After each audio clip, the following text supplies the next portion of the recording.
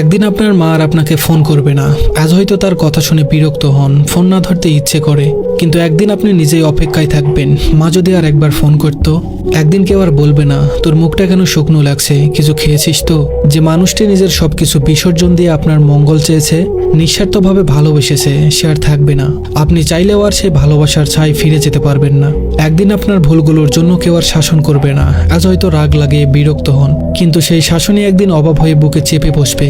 একদিন যে ঘরে ঢুকলেই মা আপনার পছন্দের খাবার নিয়ে হাসি মুখে অপেক্ষা করতেন, সেই ঘরটি শুষণ পড়ে থাকবে। সেখানে খাবার থাকবে, রান্নার গন্ধ থাকবে, কিন্তু যে ভালোবাসা সবকিছুকে প্রাণ দিত, সেটি আর থাকবে না। একদিন আপনাকে দরজার কাছে দাঁড়িয়ে বিদায় জানিয়ে কেউ আর চেয়ে থাকবে না।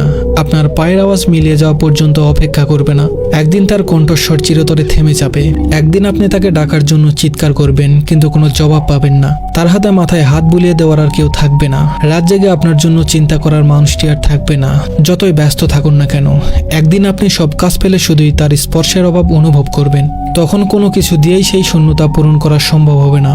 সময় খুব নিষ্ঠুর, এটি থেমে থাকে না, কাউকে ফেরত পাওয়ার সুযোগ দেয় না। একদিন শুধু স্মৃতির মধ্যে তাকে খুঁজতে হবে, তার পুরনো গলার স্বর রেকর্ডে শোনার চেষ্টা করতে হবে, পুরনো ছবিগুলো হাতে নিয়ে বোবা কান্না করতে হবে, কিন্তু কিছুই আর ফিরবে না, কেউ আর ফিরে আসবে না। আপনি কেবল অনুভব করবেন আপনার ভিতরে এক বিশাল শূন্যতা, যা কখনোই আর